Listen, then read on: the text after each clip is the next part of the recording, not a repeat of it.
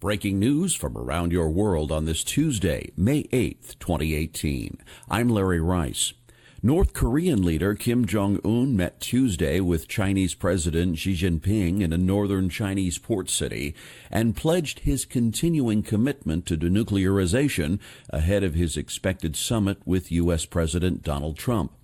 The meeting Monday and Tuesday in Dalian is the second between Xi and Kim in recent weeks, following Kim's March visit to Beijing, his first since taking power 6 years ago.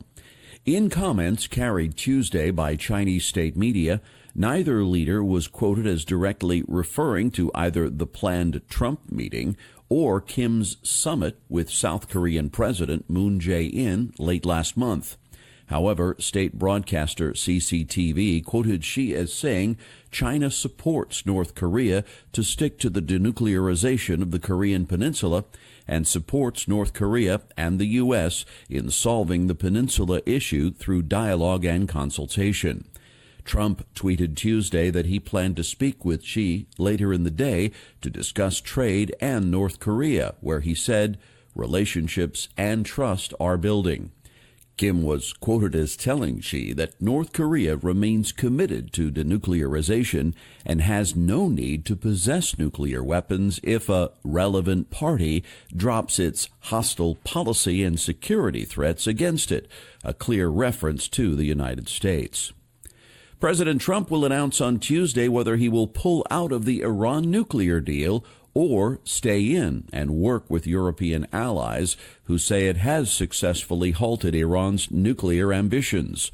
Trump has consistently threatened to pull out of the 2015 agreement because it does not address Iran's ballistic missile program or its role in wars in Syria and Yemen, and does not permanently prevent Tehran from developing nuclear weapons. European leaders have warned that a U.S. withdrawal would undo years of work that led to and sustained a landmark deal that has kept nuclear weapons out of Iran's hands. The Iran deal, negotiated during the administration of Trump's Democratic predecessor, Barack Obama, eased economic sanctions on Iran in exchange for Tehran limiting its nuclear program. But Trump has called it the worst deal ever negotiated, and he wants Britain, France, and Germany, which also signed the pact along with Russia and China, to toughen up the terms. Iranian President Hassan Rouhani suggested that Iran might remain in the nuclear deal even if Trump abandons it and imposes sanctions. New York State Attorney General Eric Schneiderman, who held himself out as a champion of women and the #MeToo movement, as well as a liberal foil to President Trump, resigned from office after 4 women accused him of physical violence during intimate encounters. In accounts published in The New Yorker, the women described being violently slapped and choked, verbally abused and threatened by Schneiderman. Some also described him as a heavy drinker. The abuse often happened during what were supposed to be romantic encounters, but the women said the violence was not consensual. Schneiderman, who's 63, issued a statement to The New Yorker and later to other media outlets, implying that his conduct was either welcomed by the women or was not as they described. But after fellow Democrats in New York, including Governor Andrew Cuomo and Senator Kirsten Gillibrand, called for his resignation, he capitulated quickly. It was a swift and stunning fall for a Democrat who had pledged to use the power of his office to hold others accountable for abusing their power. Schneiderman, a former state senator, became Attorney General in 2010 and had been running for re-election this year. New York Solicitor General Barbara Underwood has been named the state's acting Attorney General. President Trump threatened legal action against special counsel Robert Mueller's team of 13 angry Democrats on Monday. Trump tweeted, "Just wait till the courts get to see your unrevealed conflicts of interest," Trump tweeted. Trump's new attorney, former New York Mayor Rudy Giuliani, said a day earlier on ABC's This Week that Trump could assert executive privilege to ignore a subpoena from Mueller. On Monday, Trump offered no evidence for conflicts of interest on Mueller's team, although he may have been alluding to donations to Democrats, made by some of the special counsel's staff members, according to CNN. Mueller is a Republican. Attorney General Jeff Sessions announced that under a zero-tolerance policy, the United States would split up undocumented parents and children who cross the border together illegally.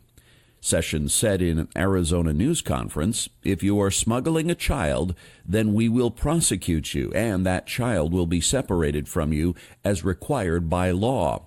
If you don't like that, then don't smuggle children over our border." Parents will go to detention centers and to federal court, while children will go to the Office of Refugee Resettlement to be placed with relatives in the U.S. or in private shelters. Thomas Homan, Deputy Director of Immigrations and Customs Enforcement, said, "This has always been the policy, but you will see more prosecutions because of the commitment to zero tolerance." Air France's French unions called on management of the airline Tuesday to resume talks over a pay dispute 4 days after the chief executive's surprise resignation sent the strike-hit carrier deeper into turmoil. Pilots, cabin crew, and ground staff in France were on strike for a 15th day since February on Tuesday, and Air France said 1 in 5 flights would be canceled.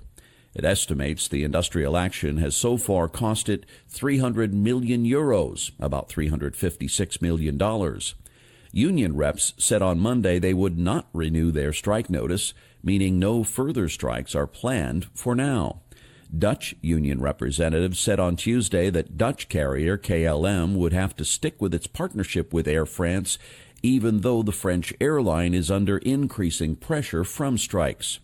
Shares in parent Air France KLM closed nearly 10% lower on Monday after striking airline staff rejected a wage deal offered by managers, and CEO Jean-Marc Janelac said on Friday he would step down May 15th. Chinese exports rebounded last month from a brief downturn, while its politically sensitive trade surplus with the United States expanded. Customs data showed that exports jumped 21.5% from a year earlier in April, bouncing back from a contraction the previous month thanks to resurgent global demand. Imports expanded 12.9% year-on-year in dollar terms, leaving China's politically sensitive monthly trade surplus with the rest of the world at $28 billion, a turnaround from the previous month's $5 billion deficit. China's trade surplus with the U.S. swelled to $22.2 billion as its exports to the U.S. grew at double-digit rates. The latest figures come as China and the U.S. spar over Beijing's perennial trade surplus. U.S. officials traveled to Beijing last week for talks with their Chinese counterparts to resolve the issue, but made little progress. Among the list of hardline demands that President Trump's delegation handed China last week was an ultimatum to cut $200 billion from its annual trade surplus with the U.S. by 2020. Trump has threatened to hike tariffs on $150 billion in Chinese imports. China's communist leaders have countered by outlining $50 billion in U.S. goods that they said they would target with retaliatory duties. Comcast is asking investment banks to increase a bridge financing facility by as much as $60 billion so it can make an all-cash offer for the media assets that 21st Century Fox has agreed to sell Walt Disney for $52 billion. Sources tell Reuters that Comcast only plans to proceed with the bid if a federal judge allows AT&T's planned $85 billion acquisition of Time Warner to proceed. The Department of Justice has opposed the AT&T Time Warner deal over antitrust concerns, and a decision is expected in June. Disney clinched an all-stock deal with Fox in December to acquire Fox's film, television, and international businesses, giving Disney, the world's largest entertainment company, an arsenal of shows and movies to combat growing digital rivals Netflix and Amazon. Last November, Comcast, owner of NBC and Universal Pictures, offered to acquire most of Fox's assets in an all-stock deal valued at almost $34.50 per share, or $64 billion. That's according to a regulatory filing last month. In that filing, Disney and Fox cited regulatory hurdles as reasons to reject Comcast's bid, even though they did not reference it by name. Walmart has announced it will limit prescription painkillers to no more than a 7-day supply as part of a national effort to curb opioid abuse. The company said the new 7-day cap on opioids will be implemented at all U.S. Walmart and Sam's Club stores in the next 60 days. The new cap is the equivalent of 15 morphine milligrams per day, which Walmart said is in line with the Centers for Disease Control and Prevention guidelines. President Trump has declared opioid abuse a national health emergency. Walmart said it's also taking other steps to stem the opioid crisis, including pharmacist counseling and curriculum programs to educate young people on abuse risk. At the start of 2020, Walmart said it will also require e-prescriptions for all controlled substances, as the retailer said electronic scripts are less prone to errors and electronically trackable. The National Rifle Association's Board of Directors has named retired Marine Lieutenant Colonel Oliver North, a central figure in the Iran-Contra affair in the 1980s, as the group's new president.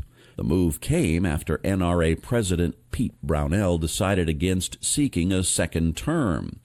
This is the most exciting news for our members since Charlton Heston became president of our association, NRA Executive Vice President and CEO Wayne LaPierre said.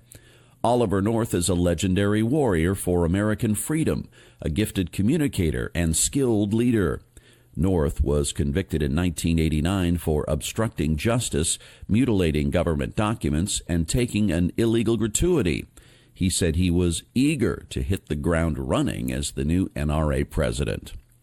And that's your update for this Tuesday, the 8th of May, 2018. I'm Larry Rice. Thanks so much for listening, and have a wonderful day.